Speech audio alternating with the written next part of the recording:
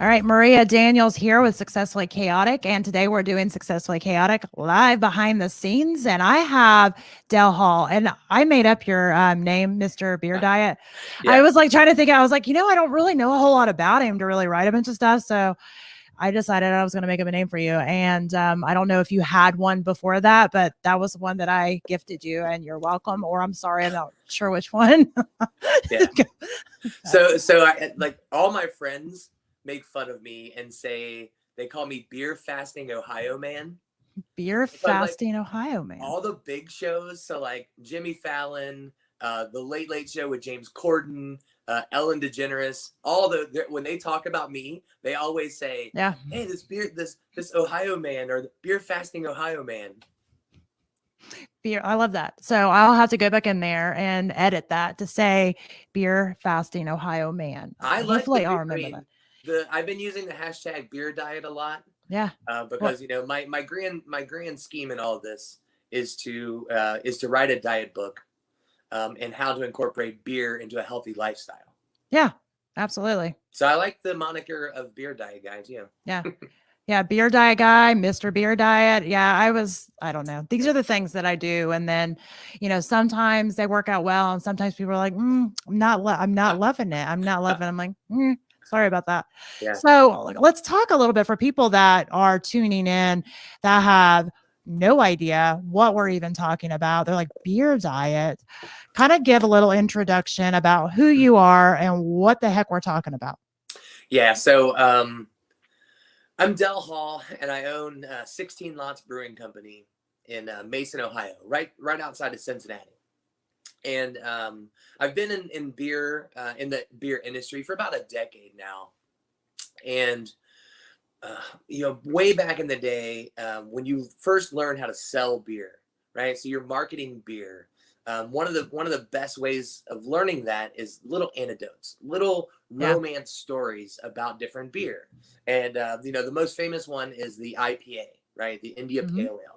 And basically, the story goes that when India was a colony of England, they would transport beer from England to India, and it would spoil along the route. So they figured out that, okay, hops are a preservative, and they would put a lot of hops in the beer. Well, the people transporting the beer started drinking it along the way and loving having all the hops in the beer. So a very hoppy beer now is called an India Pale Ale or an IPA. I did not know that. Yeah. So there's other stories too, like the guys that would carry all the luggage on freight liners and the big steamships in London. They were called porters, and they liked a stronger beer that was more roasty and hearty. So the style of beer named porter is named after them. Oh. Right. So there's all these little things like that. So I like porters. There's so a I'm beer hearty. style called Doppelbock, which Okay. in German means a double Bock beer. And Bock is it's named after a town called Eisbach. But Bock in German means goat, all these little things. So you learn these stories. Well, Doppelbock was purported to sustain monks back in the 1600s. So these monks moved from Italy to Germany, and they wanted to establish that they were the holiest and most devout followers of the church. And to do that, while everyone else was going to give up something for Lent, they decided they're giving up everything for Lent. They're going to give up all solid food, and they were going to sustain themselves on this beer called a Doppelbock. It was a heartier version of the town's beer, which was a Bock. So it had more calories, more sustenance. Basically they call it liquid bread. Yeah. So I've told these stories for years and years, and you don't know if they're true or not. They're romance, they're marketing. And I guess I felt like I was watching like Mythbusters, and I loved that where they put something to the test and they say, is this true or not? We're going to find out. We're going to Mythbust this. Well, I decided to do that with me and with beer. And I was like, at this time, this was 3 years ago, I had learned enough about intermittent fasting. I had gone down like the keto road and time restricted eating, all those good things, and done some prolonged water fasts that I thought, this is probably feasible. You could probably do this. So I decided to do it. So 3 years ago was the first time I took on the beer fast. And basically I challenged myself to go the 46 days of Lent and only drink beer. So all calories comes from beer. I have a little bit of black coffee. I have a little bit of just unsweetened herbal tea, all the water I can drink, but everything else, I don't even chew gum, no artificial sweeteners, no soda, no, nothing like that. Everything that I get is from beer. And the first year I did it was 2019. And it blew my mind. Not only was I surprised that I could do it, right? So I went the whole 46 days. Out of the 46 days, I lost 44 pounds, 42 of which was all body fat. I filmed the whole thing documentary style. So from the first to the last, I even went to the doctor, just like, like in Super Size Me, Morgan Spurlock did that. So I went to my doctor, interviewed my doctor, got my blood work and physicals done. And then I did that at the end as well. Well, lo and behold, I mean, I felt amazing. I'm in my mid 40s. I felt like I was in my 20s again, but all markers of health improved. My cholesterol improved. My blood pressure improved. My fasting blood sugar improved. All markers of health improved. And I felt like $1 million. So I thought there's got to be something to this. That's awesome. And I love that you were that you were like, you know what, Mythbusters, let's see if I die. Let's just see. Let's just try this out. That's my mentality on a lot of things too. I'm like, let's just try it. What could happen? Let's just try it. So did you have a lot of naysayers? Did you have people going, oh my God, Del, you can't do that? Yeah. So basically I learned firsthand what going viral really means in today's world, right? Yeah. So that first year I did it and had no idea that I was going to get any kind of press coverage. Didn't even think about that I could tie this to some sort of a charity and a fundraiser, right? And then all of a sudden, the local news came out and interviewed me and did a story. And then the next day they played that same story 4 times, including the headline news. And then that was it. Like the next day, I woke up to Boston, Massachusetts, Miami, Florida, Dallas, Chicago, New York, LA, just interview request after interview request. And after about a week of everything you could think of in the US, then it went international. Then it was, I was doing radio shows in Dublin, Ireland on St. Paddy's Day. I was being interviewed by, Sweden and the Ukraine, and it was ridiculous. So that first year I was on TV and radio over 500 times in 50 different countries. Was it overwhelming? It was. Yeah. It was. I'm now, I've learned a lot since then, obviously. Now I have a publicist and, and a marketing firm behind me. But before that, it was just me booking all those radio shows, booking all the press and doing all the TV interviews. So it was really overwhelming. Yeah, absolutely. And I mean, if you've never had any kind of attention at all, you think that's a good thing until you get some and you're like, whoa, wait a minute. So, did you have a lot of people saying negative things to you, or was it primarily pretty supportive? A lot of negative. And I guess the whole point of that rant about the publicity was I learned not to read comments. Yeah. Yeah. So, now I'm just like a duck, right? The rain just rolls right off my back. So I don't read comments. But there was at that first year, so many people that were naysayers that just thought, hey, this is a publicity stunt. He's an alcoholic. He's trying to hide his alcoholism. There's so many other ways to do that. It really is. I mean, it's so there was a ton of naysayers, and then a ton of people also that, kind of like those armchair nutritionists and things like that were just like, you can't live on beer alone. You'll die. You can't do that. Knowing full well, I had enough body fat on me to sustain myself, knowing that, evolutionary wise, we came from a hunter-gatherer society. And that, our body goes through points of feast and famine, and that, we're never going to get to the point where you're eating your muscle and your organs before your body fat. So as long as you have some body fat on you, if you get below 10%, that's a different story. But I'm rolling at 30% body fat. I can go. You're like, I got this. I can go a long time without eating. Absolutely. Well, I'm gonna hop over the comment with you right now. See, I'm really jealous because all I've got's water. So, but I am going to hop over the comments real quick. We've got Tina Marie Trimpert with the Psychedelic Podcast, and I don't know if she's flirting with me or you, but hey, Tina, we love you. And she was laughing at some of the stuff we were saying. But Tim said, beer diet, you had me at hello. So here's another supporter for you. Yeah. Hang on 1 second, right? You're good. You're good. 1 second. And Tim, I don't know. Guinness, I used to love Guinness. Fun fact, I can't drink it anymore. A really, really, really, really bad night of Irish car bombs pretty much done it for me. So, but they used to be my favorite as far as beers go. So, and I'm back. And Tina said beer buster instead of ball buster. Just I'm picking out my favorite comments because they're funny. So, and Tim also wants to see if he can convince his wife that rocking the calories Guinness style is a good idea. And I feel like, Dell has a documentary style, I guess video. Do you have that posted somewhere where Tim could use that as an example to say, listen, honey, I mean, this has been proven. Yeah. I mean, if you go to my YouTube, so look at under Sergeant Dell. So Sergeant Dell is like my moniker on most things. I'm a 9-year Army veteran. So, if you go to Sergeant Dell on YouTube, you can check out some of those. I didn't know how much editing went into something that was going to be like feature length, and it was overwhelming. So I have a bunch of raw footage still that I'm trying to get through. So my YouTube channel has a bunch of clips of the journey.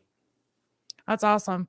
And he was giving you props. He said, like, you legit trolled the Karens with beer, and he couldn't be prouder. He also has a question. He said, what beer are you drinking right now? You're drinking lunch. What are you drinking? Yeah, so I'm actually drinking one of mine. So this is my Soak City IPA. All right. And this is a juicy IPA. And I just redesigned the cans at the brewery. So I like you them. can find these in Southern Ohio anywhere cans are sold. But yeah, I'm what's known in the beer world as a hophead. So I love hoppy beers. And so I drink an IPA. So that's your favorite. That's your go-to. Do you like all types of beer? I really do. Okay. There's the only beer I don't like is there's a beer called a Rausch beer. That's a German style. Yeah. And it basically is a smoked beer. Right. So a lot of them taste like liquid bacon, and it's too much. Sound good to me. I love bacon. Yeah. Right? I love bacon. I don't want to drink it though. I'm also not a big fan of like pepper beers. So it was a trend, 4 or 5 years ago that you would put like habaneros or jalapenos in beer. And that was another thing. It's like, I like spicy food, but I want to eat it. I don't want to drink it. Yeah. I've seen pickle beers. I'm very picky on beers. Like I'm more of a wine person. Like I like dry red wines, but I also like tequila, but Tequila Maria is a whole different Maria. So we have to watch with the tequila, but I do like some beers. I'm very particular. And I was telling them, but when you had to get off screen for a minute, that I used to love like Guinness. Like I used to love Guinness, but I had a really bad night of Irish car bombs that killed that for me. But I still like the darker beers typically. Yeah. But Irish car bombs done it in. I was like, not loving that anymore. Right. So that's there's a psychological term for that. It's called a conditioned taste aversion. Okay. Well, there you go. Got that. So when you have that taste of something and then you have a bad experience associated with that, you're conditioned then to always not enjoy that. Yeah. And it takes a long time to get out of that. Yeah. So it's been about 13 years. It's probably like staying at this point, but yeah, I like I like ambers. I still tend to like kind of darker, but Guinness I can't do anymore, but I tend to like darker beers. IPAs typically are my least favorite, but I've not tried a lot of beers. So I think I've tried like 2 IPAs in my life. So I guess that's not really good scientific method of saying I don't like something. Yeah. Well, send me your address offline. I'm going to send you some of my beer. I'm fairly local. I can just hop in. I'll just hop in. Pun definitely intended. Absolutely. I will hop in. that would be awesome. But IPAs are very polarizing because they are so bitter. Back in the 90s, they used to run like people Keystone used to run that bitter beer face. Like, don't drink that beer. Ooh, and they would have the bitter beer face. But it's one of those things too that's kind of like you don't just start out by drinking black coffee. Yeah. Right. It's like you're in college or the military and like you need to stay up and you start putting some cream and sugar in it and things like that. You build your way up to it. You don't go straight to like, oh, I drink my bourbon neat. You put ice in it and you kind of work your way up. It's the same thing. Hops are one of those ones that it's very polarizing. It takes some getting accustomed to. Which I have to try it because I mean, you're totally right. I used to hate dry red wine. I thought it was disgusting. Like, why do people drink this? See? And now I absolutely love it. The drier, I mean, I just like it. I just like it dry. I don't like sweet at all. And even with, you mentioned bourbon, I drink it neat. And I used to take 1/2 sip of bourbon and be like, oh, and now I like it, which Blanton's is my favorite. Blanton's is my jam as far as bourbon goes, but super got to drink it neat. But yeah, I'll definitely, I guess, I mean, you have inspired me to try it. You've inspired me to try it again. Cause typically I was like, And I'll give you a hint too, because this happens a lot with, when I'm doing beer tastings or things like that. And someone says they don't like IPA. What they'll do is they'll take a small portion, right? They'll take like a sip or an ounce and they'll say, hey, this is the IPA and it's a bitter beer. Well, hops have a cumulative effect on your palate. So if you drink 1 ounce of it, it's going to taste really astringent and kind of strong. And, it's going to be very bitter. The more you drink, it actually coats your palate and kind of prepares you for that next drink. So it's not as a shock to your palate. So if you commit to drinking an IPA, drink 8 ounces, like a 1/2 pint. Okay. Don't drink like a couple sips. Like, I don't like this. Drink a 1/2 pint and then tell me how that IPA tastes.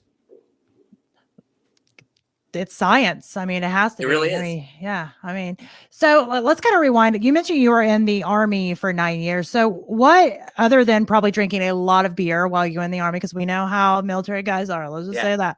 But other than that, what really inspired you to kind of get into the beer business? Yeah. So, I'm half Irish, half Scottish.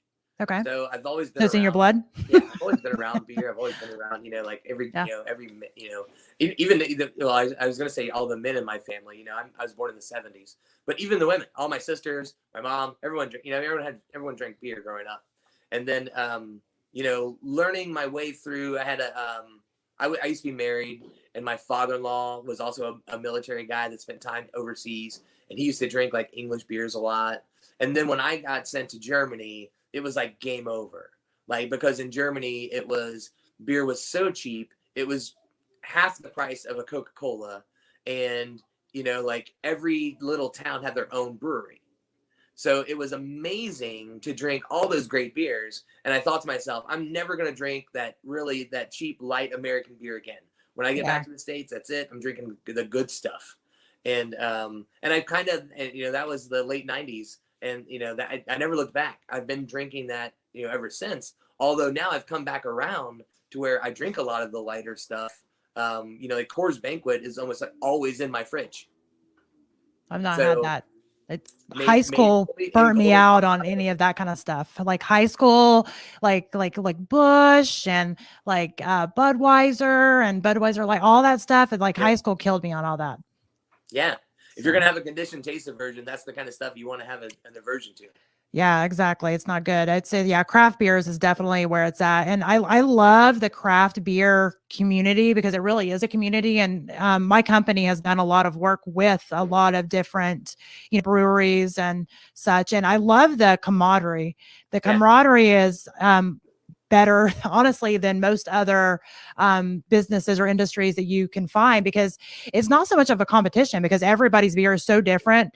And I mean, you could attest to this probably than anybody else. I mean, I've definitely seen my clients actually drinking beer at each other's establishments, because it's like, okay, yeah, of course I love my beer, but I also love this awesome beer that you have. I'm gonna go over here and drink some of that. Have you found that that's true for your establishment, that you all Absolutely. Really, yeah. So there are 60 craft breweries just in Cincinnati, Ohio. Yeah. And we all know each other. We all drink each other's stuff. We consider it all craft love. We help each other where we can. Our Facebook groups are very active, where we say, hey, I'm out of this malt, or I'm out of this hop. Does someone have some I can borrow? Or I can buy back, things like that. It's a really, really good supportive community. And that's why, like, the only, the big guys, like the Anheuser-Busch's, the Budweisers, and they get a bad rap because, they're known as like the evil empire, and that they don't have the craft brewers' best interest at heart. And that's the only kind of black eye on our industry. Yeah. Which I mean that can be said for a lot of, quote unquote big business that goes on is, it always feels like it's trying to squash the little guy. They're able to Yep. buy big, buy cheaper and, keep their price points lower. But honestly, I always tell people all the time that obviously you get what you pay for. So, a craft beer may be a little bit more expensive, but there's literally like time and love that's gone into everyone that's been Yeah. brewed. Yeah. Well, it's like, when I talk about like just economics and I talk about, especially like during this pandemic and everything else, and talk about supporting small business, if you go into a small business, such as a bar or a restaurant, and you want to purchase a beer, so you're supporting that small business by buying their product. But Yep. then you can also double that and support a small business locally by buying a local small business. So now that same dollar, it's being divided up amongst two small businesses instead of just one, or some of that money going to, overseas, like, to, or the big corporations. Yep, absolutely. And I mean, that's right there is what needs to happen to really continue to spur economic growth. We hear that term thrown around all the time, economic development, economic growth. And that right there, what Yep. you just said is really how you start to see a big change as you keep those dollars in the community as long as possible. Absolutely. Yeah. And that's an argument for the whole, buy local that, Hmm. everyone's pushing. Absolutely. So kind of speaking about that, did last year, I know it hit the bars. I'm assuming that trickled down Yep. to the breweries. Has that started to kind of come out of that a little bit, or are you all kind of still in the middle of Yeah, the so it started to come out a little bit. Basically, the beer industry is divided into kind of two markets. We Mhm. we say it's on premise and off premise. On premise are the bars and restaurants where you actually consume beer and liquor and spirits and wine on premise, or it's off premise, which is where you would buy it to go and you would consume it off the premise of that business. Those are the two markets. Um, the headlines were, during the pandemic, that beer sales, liquor sales, wine sales were through the roof. And what that was really talking about was the off-premise side of it. Yeah. It was people were going to the grocery store, buying cans of beer, taking them home and drinking them, but Yeah. going to an actual bar or restaurant wasn't happening at all. And in my world, in craft beer, so if you think of draft beer, right? That's what everyone thinks of when you think Hmm. of like bars and restaurants. That was down 95% in Wow. 2020, Yeah. even though, off-premise can sales were up 50%. Well, that it doesn't equate. That's a huge loss still in the alcohol business. Absolutely. I know we, as far as my company goes, we were supposed to put on several large events last year that got squashed. And, it's terrible whenever you're having to go back to these companies that you made the deal with, that you were going to make money, they were going to make money, and it's like squashed. Yep. And, I think it's kind of one of those things that, you know, I don't know that we're going to be able to recoup what we lost, but it is something to be said for really pushing forward and trying to figure out the what's next. And that's what I keep telling people, because I've had these meetings like, well, we lost this, we lost that, we lost this, and it sucks. I mean, a lot of people Yep. lost a lot of dollars as far as revenue and stuff goes. But, we've seen as things start to open back up, there is a need for experience. I mean, there always been a need for experience, but there really is a need for experiences now. People want to more than ever get out there and feel something that's normal again. Yep. Are you all seeing? Are you all open to the public as of right now, or Yeah. kind of how? Okay. Yeah. So our brewery can seat, and normally our capacity is 199. Okay. Since COVID and the social distancing protocols we had to put in place, we can fit about 99. So it's Okay. about half of Nope. that. Nice. Yeah. The patio can fit about 50 people on the patio, Yep. but Yep. we're just at that point where that's being feasible, right? All Yeah. winter long, we couldn't really use the Yeah. patio. Yep. We're just now getting to the point where the patio season's upon us and we can start using that again. But we actually, there's other options. So we're looking at, some outdoor tinning that we could put, because when all this happened, they relaxed the alcohol laws. So, Mm-hmm. an establishment with a liquor license used to be you couldn't take a drink into the parking lot, Yep. right? If it was the patio, there was always signs that said no alcohol beyond this point. Yeah. Well, Unless it was an entertainment district. so since Yeah. COVID, we now have the ability to go to the edge of our parking lot. So Mm-hmm. now we can put a tent out in the parking lot. You can put, tables out there and serve the public. Absolutely. So we do a lot of work with travel and tourism industries, which Yep. obviously you all would be considered in that. So it's not only like the breweries and the bars and the restaurants, but even hotels, and it's been this big trickle down effect. Has your establishment kind of had meetings to decide, how to best approach, as things are just continue to open up more, how to really drive not only economic development, but travel, tourism, all the things? Is it something that, you all have had discussions on and you could give advice to anybody listening now? Yeah, I mean, we obviously mull that around, a lot. And one of the biggest things that I've done, Mason, Ohio is a tourist Mm-hmm. town, and it is because of one big corporation that we have there, and that's Kings Island, Mm-hmm. right? So most people have heard of Kings Island as an amusement park. It was, I'm the Brady Bunch back in the Yeah. day. Yep. So we do have, quite a bit of tourism, that comes through there. I've worked with the local Chamber of Commerce a lot to make sure that we're represented as best we can at Kings Absolutely. Island, which is going to be the major driver. And then all those Mm-hmm. ancillary businesses outside of that, there's a place called Great Wolf Lodge, Mm-hmm. where it's a water park kind of resort, indoor stay, where, we have corporate, rates. So someone can come in, they can get a corporate rate from, mentioning in 16 lots, go over it and stay there. But really, that's the biggest part, is just making sure you're connected with the community itself and tackling it as a whole. Because if you try to do it yourself, I mean, that's, there's very few businesses that, are that big of a draw, that, that high rise, or that, the high tide is going to raise all ships. Right. Yep. So you kind of, to kind of circle back to your original question, there's 2 other breweries in Mason, Ohio. We've kind of bonded together and came together as well and said, let's see if there's an opportunity out there, if Mm-hmm. it's a sponsorship, if it's, something that's going to get some notoriety, and it's too big, for any one of us. Well, how about if the 3 of us combine and do that, and do the sponsorship or do the festival that's coming up this summer and things like that. So we try to help out as much as possible. You also got to tiptoe around like collusion and antitrust laws, being in the same industry and sharing of information. So Yep. we are very cognizant of that, because the alcohol industry has been cracked down on that kind of thing for years and years. Yeah, absolutely. And I mean, I think you hit the nail on the head. It definitely takes a community.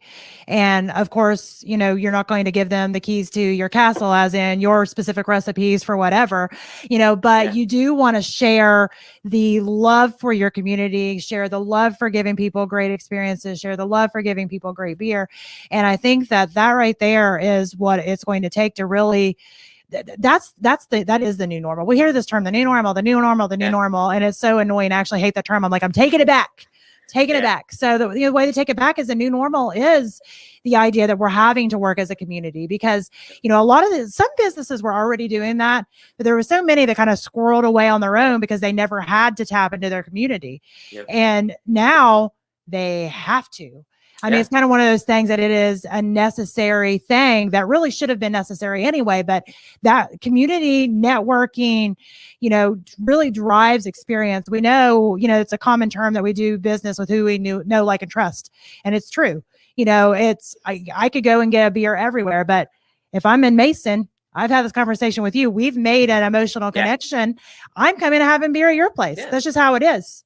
Well, you keep using the word experience. Mm-hmm. And I think that's really key, because, there's so many options now that you want to provide someone an experience. You can go have a beer a lot of places. Yeah. But what's going to differentiate myself from the market is that I'm going to provide you a drinking experience. Mm-hmm. So when you first set foot in my tap room, I want you to feel you're now transported. You're not in the suburbs. You're not in Cincinnati, Ohio. You're now on the set of a movie. Mm-hmm. right? So my decor is going to like transport you. You're going to see really interesting things and say like, oh, this is, like I feel like this is different. Yep. Then I'm going to take you through the tap list, and the tap list is not going to be your run of the mill, it's going to have everything. It's going to have the traditional German styles. It's going to have traditional American styles. Then it's going to have some sour beer and some bourbon barrel aged beer and some seltzer and some weird, wacky flavors.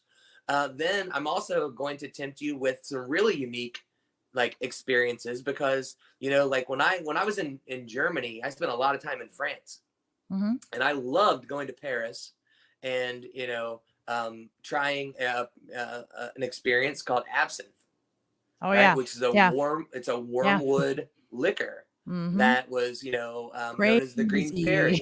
It's for years and years, it's got this like mystique around it that it was Mm-hmm. outlawed in the United States, which is an antiquated prohibition law.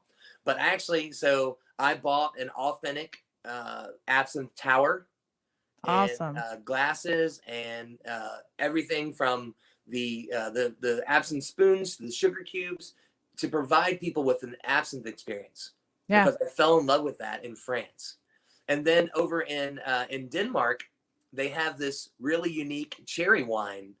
So it's almost like a mead, which is made out of honey. This Mm-hmm. this is and it's like a mix between, if you were to make wine out of cherries instead of grapes, because they get so cold that the water freezes in the cherries, and what's left is the really rich syrup.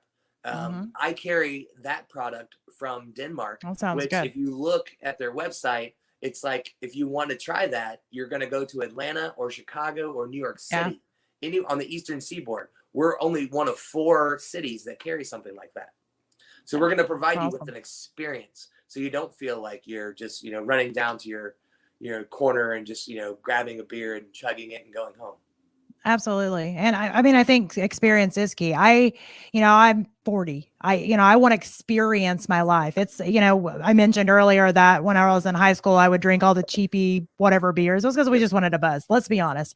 Mhm. We all thought it tasted like shit. None of us liked it, but we would just drink it because we Absolutely. wanted a buzz. That's not my goal. My goal now is the experience. I want to try new flavors, new tastes, new smells, new sights, just Yep. new. I want to try all these things. Love it. And I think that as you get older, you really do start to dive into that experience driven lifestyle, and, a lot of the younger kids are far more ahead than we were, at that age, because I've even got, like, I have a 20-year-old, which dates me, but I have a 20-year-old and she understands experience. I didn't understand experience when I was 20. I didn't Right. get it, but she gets it because, again, like with the internet, and you can say good or bad with the internet, whatever, it is what it is. It's here and we're using it and it's whatever, but they're able to see a lot of things and understand a lot more things. And they're able to tap into the idea of why they should really value experiences. Yep. And, I love that, traveling is great, but that's not always feasible, Yeah. to travel, broad and far and run to Denmark to go drink some wine. I would love to go do that today, but can't do that today. I can come to your place. I'm in Southern Ohio too. So I love that you're offering, lots of experiences that somebody can't find out of in their normal, area typically. Yeah. I learned that years ago. I've always had a charitable aspect, and I feel like a need to serve. Yeah. Right. So I've always felt like I need to give back. I need to serve. I feel very fortunate that I do what I love. And I learned that years ago, when people were always, talking about charity raffles and silent auctions and things like that. And the best thing that sells and the biggest draw is going to be an experience. Yep. Years ago, when I lived in Columbus, I was on the board of the American Cancer Society. And we did a big fundraiser out at the Wexners. They own the limited corporation. Les Wexner, he owns Limited. Yeah. We had a fundraiser on his property, and we ran we called it the Cattle Barons Ball. And it was a charity casino for the night. And literally that in itself was an experience. And then everything that we offered for the silent auctions and things like that were experiences. Yep. If you had something that was just, a material thing, it got little play. But if you offered an experience, that's what people wanted. Absolutely. We talk about that all the time. My company specializes in experiences because we specialize in emotional driven marketing. So like most people are emotional buyers. And the reason Mhm. experiences work is because we buy with our emotions. Think about the things even on like Facebook, like we're streaming to Facebook right now. Yep. The things that we react to is going to be something funny or something inspirational or something sad or whatever. It's going to always be tied back to an emotion. And that's why experiences are so important. Is it's so much more than the beer you drink. It's the experience around you that's created. It's the emotion that you feel when you're drinking that beer or when you're talking with your friend or when you're sitting with your lover or whatever the case may be. It's that feeling, that emotion. And that's why, experiences are king in my opinion. And that's the reason why, places like your establishment are so important to, not only travel and tourism, but obviously to every household within there, because as people start to really, this minimalist like mindset has become very, very Yeah. popular. People are not thrilled with the stuff that's much anymore. We're like, forget the stuff. Yeah. I'm like that. If it I doesn't was spark joy. exactly. Yeah. So what sparks joy? Experiences. So, we're all kind of shedding off the stuff that hasn't been serving us, but what always serves is the experience. Yep. Absolutely. Absolutely. And that's literally when that's what I try to provide is an experience. Absolutely. And I have not been to your place, but I'm definitely coming. You sold me on it because I'm like, heck yeah. You've listed about 5 things that I'm like, yeah. Yeah, I didn't even tell I'm you gonna be about our coming there. bourbon selection Oh, and our see bourbon there. flights. I 6. do a There bourbon you go. night. I mean, Mm. I'm a Southern Ohio boy Yeah. and through and through, and we're right on the tip here of the Bourbon Trail. Yeah. So, my dad was It's from Kentucky. I was raised on bourbon. yeah. So, we have a pretty good selection there at 16 Lots as well. That's awesome. Yeah. I think do you have Blanton's? Blanton's is my favorite. I'm willing to try others. Right now, it's very hard to get It is Blanton's. hard to get. I have We will some and I get it. feel like, oh We get it yeah. occasionally. We get it Yeah. occasionally. I'm surprised. It's funny. Back when I started loving, it wasn't that hard to get Blanton's when I No, started loving it. It was like whatever, just ordering bourbons. I'm going to pick sure. up Blanton's. But now it is. I was surprised. I already had some, so I wasn't looking for it. And I had somebody come over and I gave them, they're like, oh my God, Blanton's. And I also at Thanksgiving, I was making a bourbon chocolate pecan pie, and people are like, "You're using Blanton's for it?" And I'm like, "Yeah, because I like the flavor." I didn't realize it was like so hard to get at that point because I usually buy a bunch of bottles at one time, so I've had it, for a while. Yeah. So I didn't realize. Since I was raised on bourbon, being Yeah. a Kentucky family, and I back in the '90s, I used to. This is a weird flex, but I used to just stop to my weekly like poker game and buy a bottle of Pappy and take it to my weekly game, and we would drink it the whole thing. It was $40. Yeah. We would drink it that night playing poker, and then just next week just stop at the liquor store and get another one. Yep. It's funny, these things that become like, wait, what? It's worth, it's good. Don't get me wrong. I guess that's why you can't hardly find it. But I honestly didn't realize until I opened my last bottle. And so I was like, good luck getting another one. I'm like, what do you mean? I had no clue. I had zero clue that it was so hard to get right now. So I'm kind of sad, and I'm already having to look because I have opened my last bottle. And if I run out, bad things are going to happen. It's going to be bad. So what is your favorite? Like if somebody was coming to your place and they're like, okay, I'm not a big beer drinker, and this somebody might be me, but I'm not a big beer drinker. What do you recommend? So the first thing I always say is, if someone says that, I say, do you like sour beer? And by sour beer, I mean not traditional beer. So sour beer doesn't mean that it has to be like sour, like puckering sour. It could be something super fruity. We consider those sour beers as well. So it could just be that, if you're a wine drinker, you're probably going to like a sour beer. It might be, it's not like a big dry red, like a cab or something, but like someone that, likes a Moscato or something on the fruity side. That definitely is the style that I start with because they're just pleasantly tart. They're not necessarily sour. Yeah. That's just what we call them. I typically, just to give you some example, like I said, I used to like Guinness, but I have liked a lot of ambers. I typically have always gone with darker. There's been a couple of stouts I like too. Typically darker beers is what I've always kind of gravitated towards when I drink beer. Yeah. Well, we have, so like on tap right now, I have a French toast porter. So someone that says like, I'm like, well, do you like sweet things? Because this thing can be cloyingly sweet. It's basically, it's a very nice English porter, but then it's also brewed with maple syrup with vanilla and cinnamon. So you can put that in front of someone, they can smell it.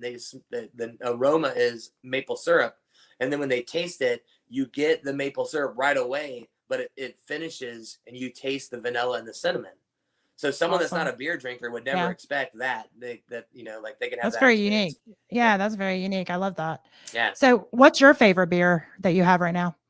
Oh man. I like a good like German Pilsner. Okay. So we have a beer called the Major, and that's what I drink the most of. And it's just like Miller Lite and things like that. Those are Pilsners. Okay. They're just a lighter version of that. Ours is a very traditional, 5.2% German Pilsner, all German ingredients, very light on the hops, but just enough hops where it kind of gives you that dry finish. So you're just like want to drink another drink. I just wonder if that's not what because I like dry. I just wonder if that's not what I would like. Yeah, a nice Pilsner like that would be great. And then I have a hard stop at 3:00.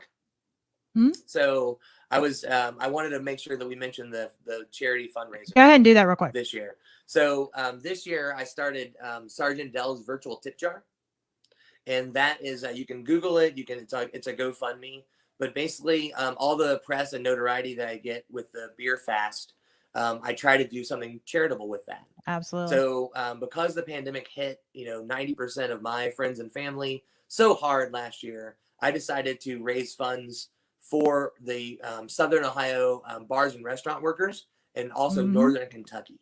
So 100% of the funds I raise go directly to the workers that are counting on those tips and all this business that has been cut out from under them.